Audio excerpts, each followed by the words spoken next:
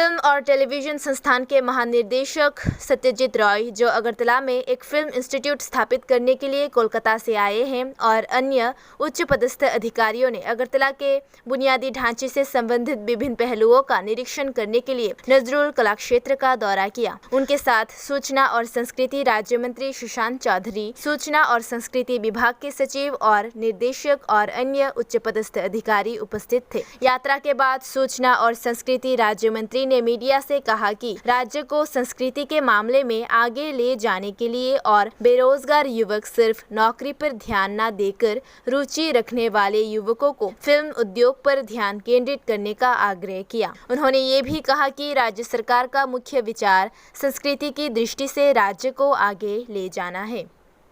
মাস ধরে এই আলোচনা করে যাচ্ছিলাম যে সত্যজিৎ রায় ফিল্ম ইনস্টিটিউটকে নিয়ে কলকাতা স্থিত যে আমাদের রাজ্যে আমরা সত্যজিৎ রায় ফিল্ম ইনস্টিটিউটের যাত্রা শুরু করব রাজ্য সরকারের চেষ্টায়, তথ্য সংস্কৃতি দপ্তরের প্রচেষ্টায়। ইতিমধ্যে আপনারা জানেন যে আমি সহ আমাদের ডাইরেক্টর রতন বিশ্বাস ইতিমধ্যেই মাসখানেক আগে কলকাতা স্থিত সত্যজিৎ রায় ফিল্ম ইনস্টিটিউটে আমরা ভিজিট করেছিলাম। সেখানে ডাইরেক্টর, রেজিস্ট্রার এবং ডিন ওদের সঙ্গে আমাদের দীর্ঘ মিটিং হয় এবং পরবর্তী সময়ে আলোচনার মাধ্যমে এটা স্থির হয় যে তাদের থেকেও একটা প্রতিনিধি দল আমাদের রাজ্যে আসবেন এবং এখানে এসে তারা আমাদের কি প্রস্তুতি রয়েছে, ইনফ্রাস্ট্রাকচার কি রয়েছে, পরিকাঠামো, সেগুলো বিবেচনা করে তারপর সিদ্ধান্ত নেওয়া হবে। তো আজকে সত্যজিৎ রায় ফিল্ম ইনস্টিটিউট থেকে 3 জনের একজন প্রতিনিধি দল আমাদের এখানে এসেছেন। ডাইরেক্টর সাহেব রয়েছেন আমাদের সত্যজিৎ রায় ফিল্ম ইনস্টিটিউটের, আমাদের রেজিস্ট্রার সাহেব রয়েছেন সত্যজিৎ রায় ফিল্ম ইনস্টিটিউটের এবং নোডাল অফিসার এখানে আছেন। ওনারা আজকে এসছেন। এখানে এসে আমাদের এখানে এসে পরিকাঠামো আমাদের কি রয়েছে এই সত্যজিৎ রায় ফিল্ম ইনস্টিটিউট স্থাপন করার জন্য সেটা দেখবেন, দেখে পরবর্তী সময় সিদ্ধান্ত নেবেন। এবং আমরা সেক্রেটারিয়েট একটা মিটিংও রয়েছে এবং মাননীয় মুখ্যমন্ত্রীর সঙ্গে তাদের আমরা একটা সৌজন্যমূলক সাক্ষাৎকারও করাবো। তো আমরা আশা করছি, কারণ সংস্কৃতিগত দিক থেকে এগিয়ে নিয়ে যাওয়ার জন্য আমরা বরাবরই বলছিলাম যে রাজ্য সরকার আমরা আন্তরিক এবং সরকারি চাকরির উপর নির্ভরশীল শুধু না হয়ে বেকারদেরকে, যুবক যুবতীদেরকে নিজের পায়ে আত্মনির্ভর করার জন্য আমাদের উদ্যোগ আমরা গ্রহণ করেছি, আমাদের প্রধানমন্ত্রী এবং আমাদের মুখ্যমন্ত্রী। তো তাকেই আমরা একটা সফল রূপ দেওয়ার জন্যে প্রতিটা ক্ষেত্রে যাদের মেধা রয়েছে, যারা অ্যাক্টিংয়ে, যারা ফিল্ম লাইনে নিজেদেরকে প্রতিষ্ঠিত করতে চান, ত্রিপুরা রাজ্যে এমন অনেক মেধা রয়েছে, তাদের কাছে একটা সুযোগ আমরা এনে দিতে চাইছি।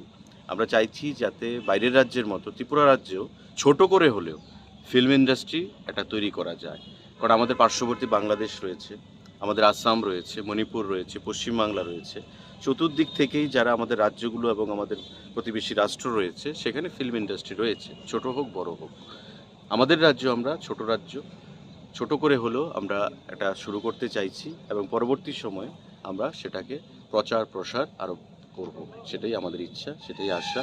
তো আজকে প্রাথমিকভাবে তাদের এখানে আসা, আলোচনা হবে। পরবর্তী সময়ে আমরা কবে নাগাদ স্থির করব এই নতুন পথ চলা সত্যজিৎ রায় ফিল্ম ইনস্টিটিউট ত্রিপুরা চ্যাপ্টারের, সেটা আমরা আলোচনা করব, সিদ্ধান্ত নেব। আচ্ছা, এটা সত্যজিৎ রায় ফিল্ম ইনস্টিটিউট না, সেটা দেখুন আলোচনার মাধ্যমে কত সিট থাকবে, তার স্ট্র্যাটেজিক আমাদের মানে মোদাস অপারেন্ডি কী হবে এবং এটার আমাদের ভর্তির প্রক্রিয়া কী হবে, প্রসেস কী হবে, সেটা আলোচনা করা যাবে। আর আমি যতটুকু জেনেছি ওদের ভিজিটে গিয়ে অরুণাচলে বোধহয় এমন একটা ক্যাম্পাস করার প্রয়াস চলছে বড় আকারের।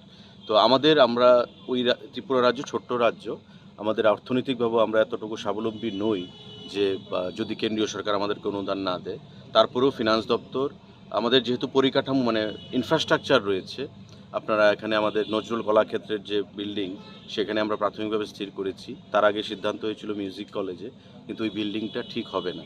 এই বিল্ডিংটার যে পরিকাঠামো গঠন রয়েছে সেটা রিস্কি হয়ে যায়, তাই আমরা এটাকে এখানে শিফট করেছি। তো স্বাভাবিকভাবেই আমরা যেহেতু আমাদের বিল্ডিং রয়েছে, পরিকাঠামো রয়েছে, আমার নতুন ইনফ্রাস্ট্রাকচারে যেতে হবে না। কিন্তু ফিনান্স দপ্তর আমাদের মাননীয় মুখ্যমন্ত্রী প্রায় 6 কোটি টাকা আমাদেরকে দিয়েছেন ইনফ্রাস্ট্রাকচার বাইরে ইনস্ট্রুমেন্ট যা প্রয়োজন সেগুলোকে প্রকিউরমেন্টের জন্য, এবং যদি প্রয়োজন হয় আরও দেবেন, সেটা আশ্বস্ত করেছেন। তো সেটাকে দিয়ে আমি আমার আলোচনা শুরুতেই বলেছি যে প্রাথমিকভাবে ছোট করে হলেও কি করে আমরা করতে পারি সার্টিফিকেট কোর্স বা ডিপ্লোমা কোর্স বা বিভিন্ন সাবজেক্টের উপর, সেটা তাদের সাথে আলোচনার মাধ্যমেই আমরা ঠিক করব। কোটার বিষয়টা, ভর্তির প্রসেস কি হবে, সেটা একবার ডিসিশন হলে নীতিগতভাবে তারপর আপনাদের জানিয়ে দেওয়া হবে, পরবর্তী সময় আমরা ঠিক করব। বাংলাদেশ ফিল্ম ইন্ডাস্ট্রির সাথে আলোচনার যে বিষয়টা, এটা কি প্রস্তাব হয়েছে না? না, আমি বলেছি যে আমাদের ত্রিপুরা রাজ্য from all corners we are surrounded by either by Bangladesh or other north eastern states.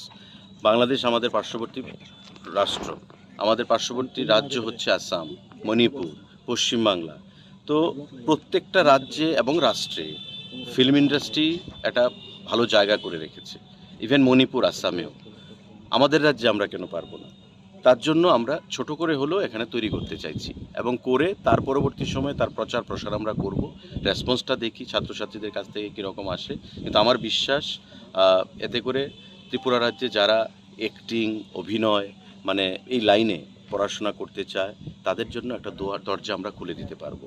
এবং আমরা একটা মেসেজ দিতে চাইছি সারা দেশে যে ত্রিপুরা রাজ্য ছোট্ট হলেও আমরা কোনো দিক থেকে পিছিয়ে নেই। আমাদের সেন্ট্রাল ইউনিভার্সিটি রয়েছে, আমাদের এনআইটি রয়েছে, আমাদের দুটো মেডিকেল কলেজ রয়েছে, আমাদের ল কলেজ রয়েছে, ল ইউনিভার্সিটি হচ্ছে, আমাদের ফিল্ম ইনস্টিটিউটের এখানে তৈরি হচ্ছে।